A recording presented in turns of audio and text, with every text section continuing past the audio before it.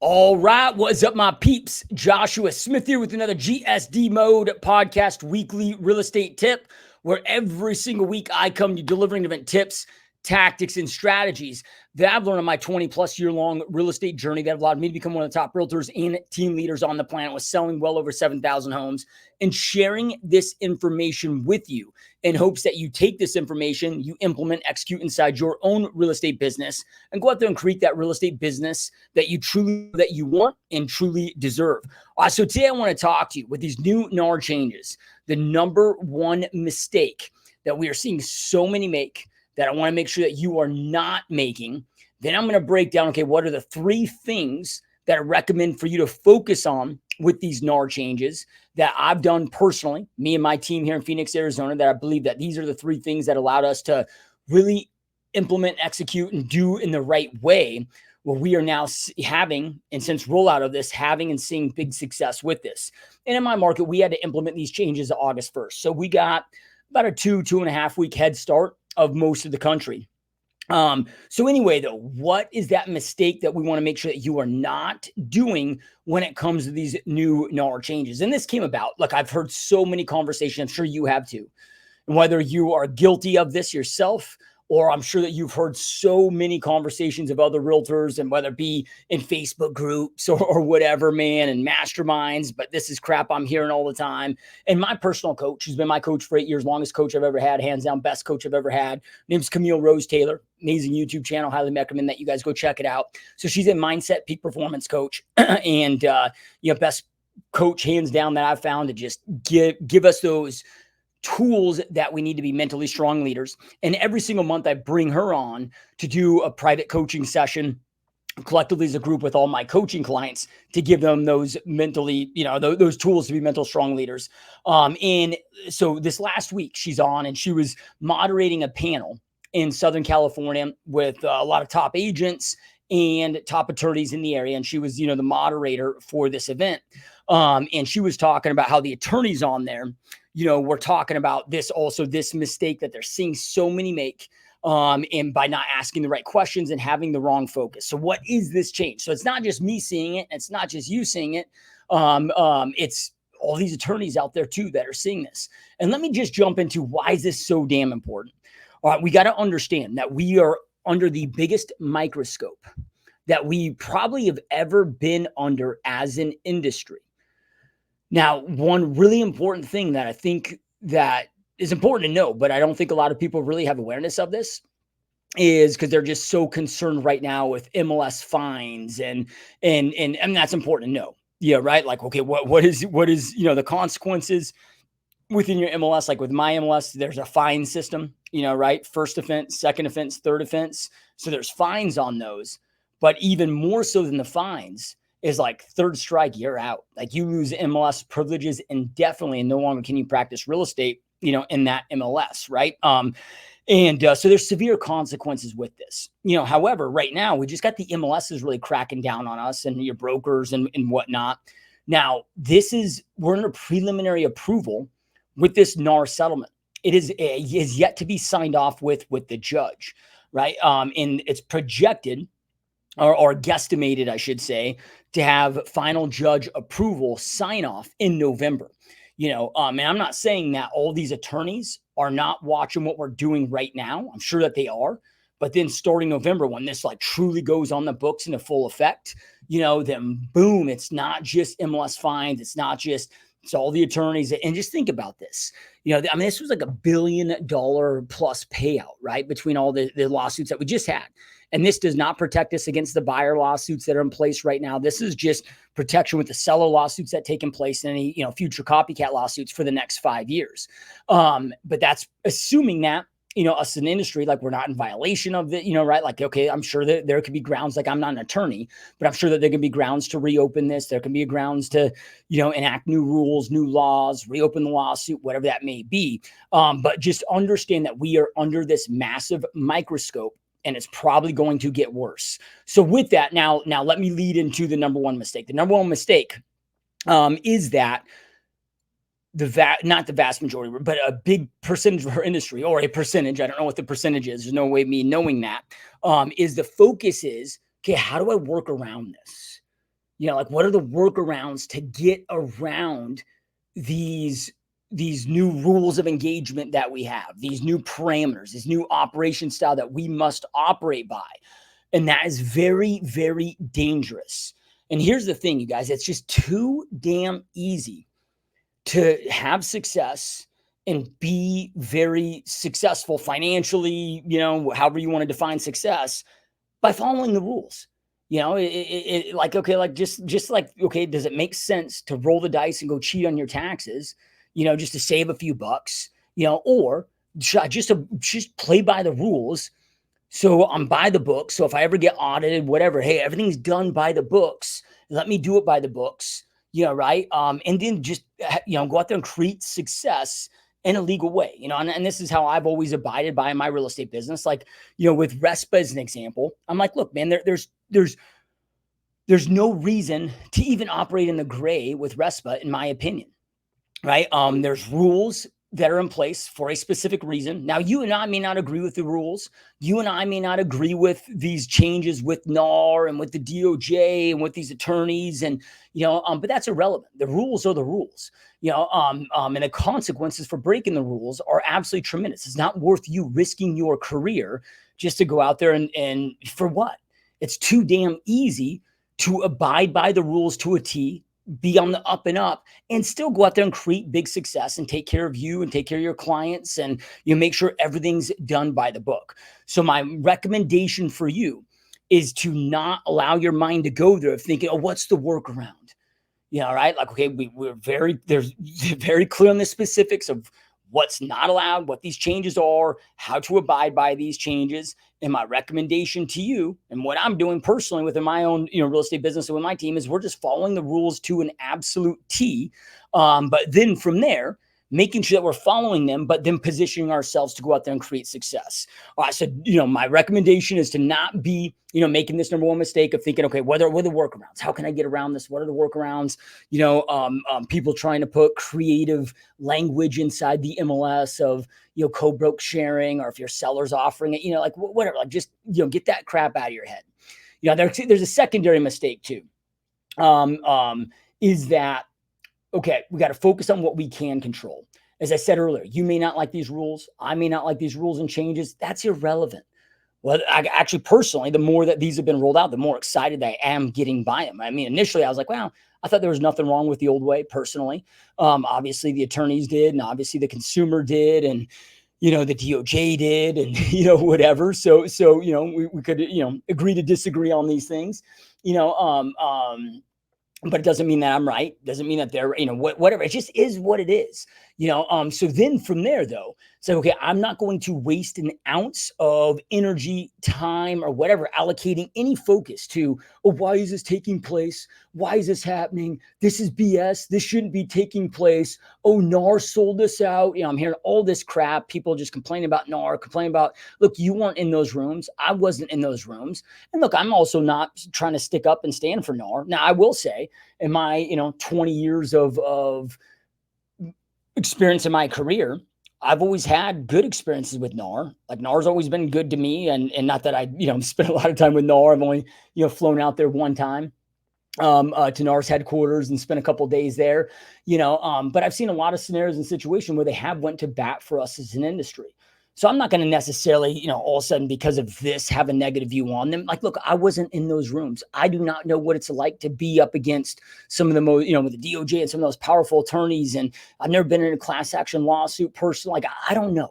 Maybe this was the absolute best compromise and the best thing that they could have done to protect us. We don't like who are you or who am I to say otherwise? We don't know. We weren't in those rooms. So with that, I'm not going to allocate any time, and I'm not saying that that's the case either. They may have, so like it just is what it is. I'm not going to allocate any time or energy into distracting me to be focusing on the wrong thing. All I can focus on, like all I can do is focus on what I can control. So it's like, okay, here's the new rules of engagement. Here's what they are. Here's what I need to do. Here's how I need to switch up my business. Now let me go out there and operate to a T with the new rules of engagement and go out there and create the most success that I possibly can for my customers and for my real estate business. All right. So then from there, what are the things that I recommend that you do, and then allocating your focus, your time, your energy onto nailing and getting right.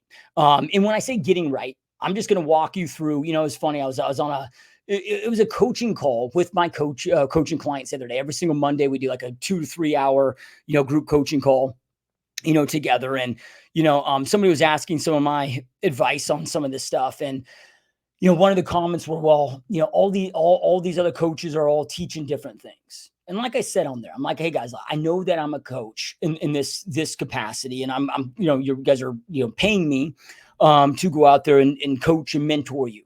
But when I'm speaking to these topics, I'm not coming from this as a coach. Like, I'm coming from this as a realtor, just like you guys, a team leader, just like a lot of you guys, somebody that's doing a lot of production, just like you guys. Like, I'm coming this just like, what am I doing in my real estate business that is working where we are having big success with this? What did we do, through the preparation? What are we currently doing and continuing to do to go out there and have success with these? And as I said a moment ago, the longer that these roll out, now that we are officially, well, at least in my market, 25 days in, it's almost a full month into these new changes, I'm getting more and more excited about them, right? Like, I mean, we're just seeing it where it's the positioning's been a lot easier, far less resistance than we had anticipated, meaning that, like, getting buyer broker agreement signed, getting listing agreement signed, the pushback, the resistance, we're finding to, like, just almost be non-existent. And I'll get into as to why I believe that is here in a moment. But then from there, from a positioning standpoint, of just having to go out there and negotiate our portion with our customers, which is really how it's always been, but now it's opened up the consumer's mind, and just with the new positioning of this, just finding it a lot easier to go out there and show my value, to be able to charge what I believe that I am worth with 20 years of experience and negotiating, putting together and getting paid on and helping over 7,000 families. And, it's just been easier to go out there and articulate our value and get paid what we believe we are worth, and, so forth. Right. With less resistance. Okay. So first thing here is, and I just talked about this already, but I just want to rephrase this because it's so important. It's just an acceptance of that this is just what it is, right? So just accept it. It just is what it is. And look, there's probably going to be a shit ton of changes coming after the fact, with these. Like, I look at this is just version 1. Again, this lawsuit, the protection's in place for 5 years. This doesn't have any protection against the buyer lawsuits that are taking place right now. And then again, I don't know. I'm not an attorney. I do not know. Okay, if we have, I don't know, one or many inside of our industry not abiding by these rules, that is like, does that open up renegotiations on these? If the DOJ cracks down because they want true commission to cup, like, I don't know what these future changes are going to be, but I'm also not allowing myself to get complacent and comfortable that these are going to be the only changes. I'm looking at this like, this is version 1. Like, okay, you had version 1 of the iPhone come out in 2007 or whatever, and then now they're on like version 15. So there potentially could be a lot of changes coming forward, right? But I'm just gonna, hey, this is just what it is. I'm gonna make sure to familiarize myself with whatever and just abide by it and focus on what I can control. Okay, so then from there, okay, step number 1 here, after acceptance, is just making sure that you are extremely well educated.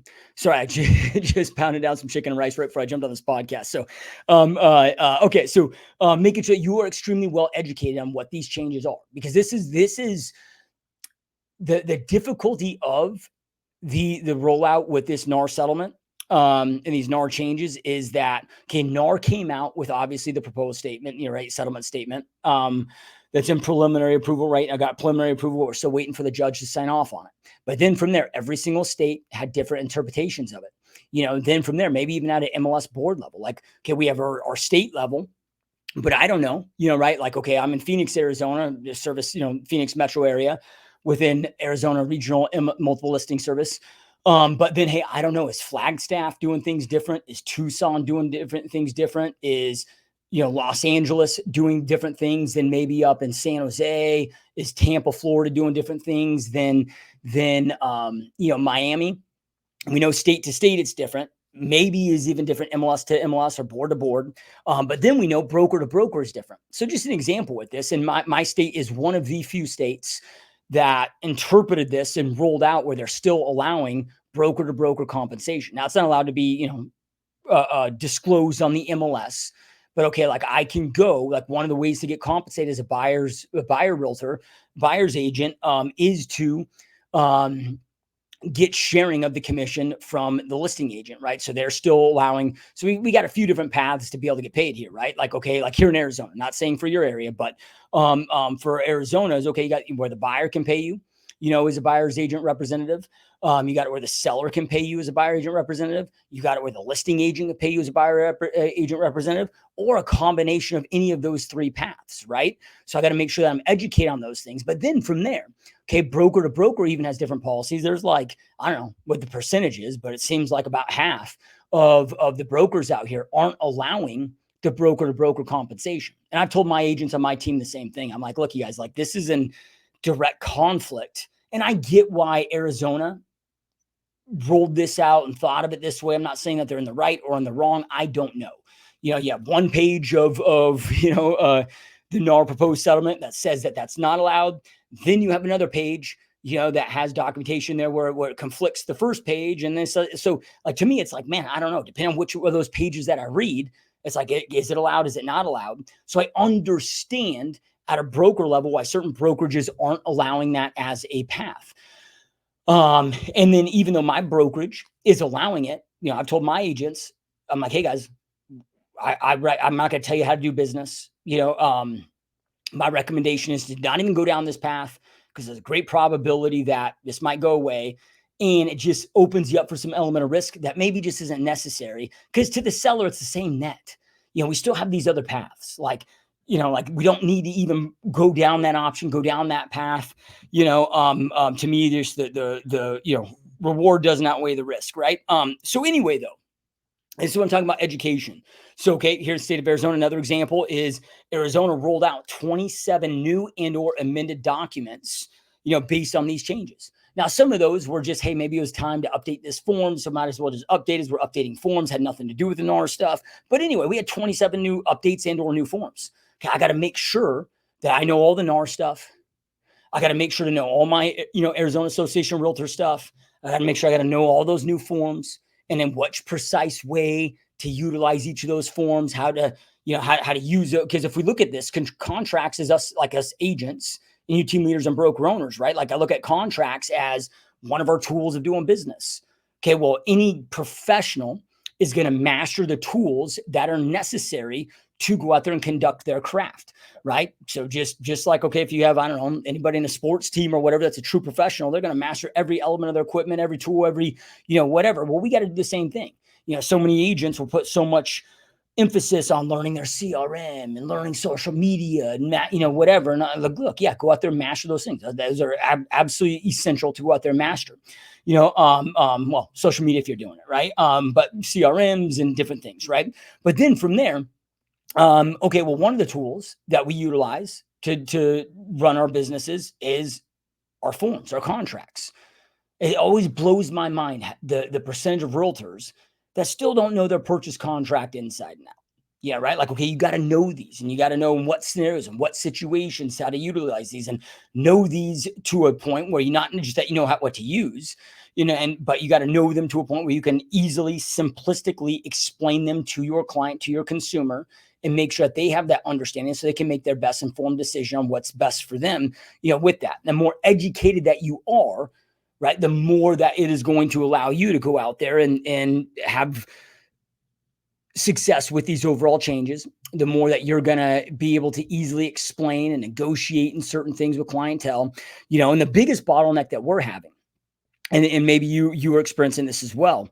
A lot of top team leaders that I'm talking to, top realtors that I'm talking to throughout the country, I mean, this is like their main bottleneck as well, is mine here within my team here in Phoenix, Arizona, is the lack of education of that cross-sell agent in these scenarios.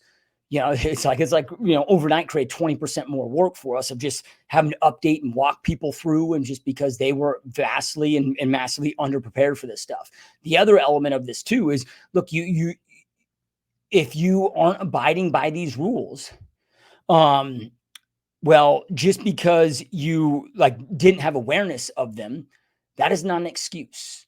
right? So, there was somebody in my MLS. I don't know them. This is just hearsay. But that already got their first fine. And in my MLS, we are a 3 strikes, you are out policy. It's something like $500 fine for the first one, $2,500 for the second, 15 grand for the third. But on that third one, you lose your MLS privileges indefinitely. Like 3 strikes, you're out.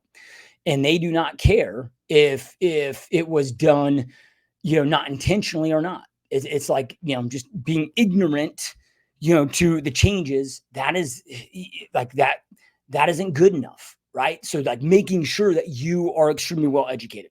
Okay, item number 2 here is being very strategic, right? So when I can talk about strategic, we spent months and months and months, because we've all known this is coming forever, right? So, or for not forever, but for a long time, right? So we spent months breaking down, okay, every one of the strategies that we do. So, hey, when we're doing our open houses, right? Okay, like what do we need to pivot and change at the end of the open house? We're asking for the appointment and seeing if, hey, this property doesn't meet their criteria, right? So maybe like, well, hey, it doesn't sound like this property's the fit for you, but based on what you're telling me, there's a few other homes in the area that I do believe are a great fit for you that I think you'd be really excited about. I get out of here at 3. Would you like to meet back in the area around 4 to go take a look at those? Okay, well, how do I need to position that differently? That was kind of the old way. The new way, like now I got to have a signed buyer broker agreement before I can open up a door. Like, okay, how do I, so being very strategic with it, like breaking down, okay, when you get a sign call, when you're doing an open house, when you're getting a Facebook lead or a Zillow lead, or however you're doing your business, how are you having, conversations with your sellers on listing appointments? And when you're moving forward with the listing agreement paperwork, talking about unrepresented buyers and what that path potentially could look like, and what they want you doing, what they don't want you to, like, right? Like having those conversations, right? Part of that, we got to know the education piece. So then that way, then we can, now that we have the education on exactly what we can do and what we need to do and how we need to do it, right? Then from there, okay, how does this impact the current strategies that we have been doing or currently doing to go out there and grow our business, or any future new ones that we add? So breaking those down, step by step. Okay, what are we going to do in this scenario? What are we going to do in this scenario? What are we going to do in this scenario? Yeah, right. To again, make sure that we are abiding 100% precisely by the new rules of engagement, being on the up and up, operating how we're supposed to operate, but then that way we can still have big success with moving forward with these new changes, right?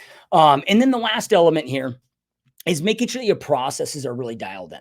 And the reason why I say processes and not systems, even though processes and systems, you can't have one without the other. It's kind of like trying to get in good shape. And it's like, okay, like, you got to have the, increased activity. If you want to have good overall health, it's like, okay, you got activity, but then you got, overall, diet and overall lifestyle changes. Like, you got it. They kind of merge together, right? So in processes, the reason why I bring this up is because processes are the key to having success with systems.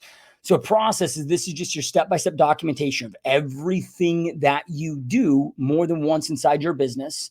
Then these processes, these step-by-step, actions that you're taking of what your strategies are, right? That's all processes are, the step-by-step, documentation of your strategies. Those then live within inside of our systems. And why am I stressing this? Why is this so damn important? All right, all of these changes are creating a ton more work for all of us. And if you are not careful, all of a sudden your capacity might be 20 or 30% less. So you'll find yourself working the same amount of hours, but now being able to sell 20 or 30% less homes, being able to work with 20 or 30% less clients, because you got all this added additional work to your plate based on these new changes. And it's just the inevitability of this. This is creating a lot more work for all of us. And some of this, as everybody else gets used to them and gets educated, some of this will kind of, smooth itself out. But regardless, so we don't know exactly how much more work yet. I mean, right now, from what we're seeing and whatever, it's about 20, 30% more work, roughly would be my best guess if I had to guess. And we're so new into this, only 25 days into this. He says at the time he created this podcast. So again, it's kind of like when you wrote your first offer, like when everything that you did, like the first time, it was like, okay, like learning how, going to open up your lockbox key and you're writing your, then after you wrote 3 dozen offers, okay, it's like now all that stuff, like what's, used to maybe take you an hour, now it's taking you 5 minutes. I mean, some of this stuff will iron itself out. But regardless, we know that there's going to be more work. So our capacities are going to be lowered. What is the quickest way to increase your capacity? Through processes. having refined processes. So then that way you're doing the same thing over and over, ensuring nothing gets missed. Everything's done the same way each and every single time, delivering that same great experience. Then from there, once we have our processes dialed in, then we can identify the right systems for those processes to live within. And those systems then exist to allow us to execute on our process in the most effective and efficient manner. So if you don't want to all of a sudden lower your income by 20, 30% because of this additional work, processes are going to become paramount, right? And making sure those processes are living in systems. So dial in these few things. And again, this is what we can allocate our time, energy, and focus on. You can be the most educated in your market. You can make sure that you've dialed in your strategies. So, and when part of like strategy is, this also comes down to skill set. Okay. How am I positioning? This is going to be your role playing, you're practicing all these things that I've been spending months and months and months with my agents on and internally as a team. These are all things that you can be doing and you should be doing. This is where you should allocate your time, energy, and focus. So this is asking yourself the right questions. What can I focus on, based on these new rules that I must abide by. There are no workarounds unless you want to risk getting in trouble, and which just don't do that. Right. So then from there, it's okay. Like, what must I do? What can I focus on? What can I do to put myself in the best possible position? Right. So just to recap these, make sure you are educated inside and out on everything that you need to be doing going forward. Make sure, number two, that you are strategizing. So everything that you are doing, how you used to do it, how do those strategies need to change based on the new rules that we have to abide by? Then from there, okay, let's make sure that your processes are dialed in so you can plug those processes in systems and not lower your overall capacity. All right, so last thing I'll say here before we jam, just in case this is helpful to any of you that want to take advantage of this. Look, if you're a real estate agent, team leader, brokerage owner, which I don't know why you'd be anybody else that at this point of the podcast, if that isn't you. But if you are a real estate agent, if you are a real estate team leader, or if you are a real estate brokerage owner and your business is maybe not exactly where you want it to be, maybe you're operating down here, but your full potential is way up here. You just do not know exactly what you must do to get from where you're at to where you want to go. If that is you, I highly encourage you to schedule a 100% free 1 hour long coaching call with me personally. So it's going to be delegated out to a team member of mine. This is going to be you and I showing up on this call. And we're going to do a deep dive into your business, where your business is currently at, what your 12-month goals are, what your long-term goals and visions are for your business, what your current biggest obstacles are, what you have been doing, what you currently are doing. Then from there, I'm going to map out based on that information. And if I was you and we were to switch places, hey, here's exactly what I would do based on your unique situation, based on your strengths, based on your goals. Here's exactly what I recommend that you do to get from where you're at to where you want to go in the quickest, most effective, efficient, profitable manner possible. Now, I'm only doing these for a limited amount of time. I can't do these indefinitely. So if this is something you want to take advantage of before they disappear and go away, go to www.gsdmode.com/Zoom call. You got to throw the www in there. I don't know why, but I got to check with the web service company that's this website's on. But if you don't type that in, it won't take you to the page. So www.gsdmode.com/Zoom call. Or if you can just go to the show notes or the description, wherever you watch or listen to this, it'll be a top link, right above. If you're driving and you can't access any of that, you can remember this. Hopefully, just go to gsdmode.com, name of the podcast, gsdmode.com. There'll be a banner up there. The banner's gone. That just means I stopped doing it. You didn't take advantage of it during the limited time. So there'll be a top banner up there. We can click on that, go ahead and schedule those. So I'm offering these for about the next, 30 days or so before I'm removing them and taking them away. So anyway, if you want to take advantage of that, love to jam with you. No strings attached, just me and you. Way for me to get back to this industry that's changed every aspect of my life, and for me to pour into you and help you out if you want my help. All right, guys, truly appreciate you. Keep crushing. I'll see you next time. Peace.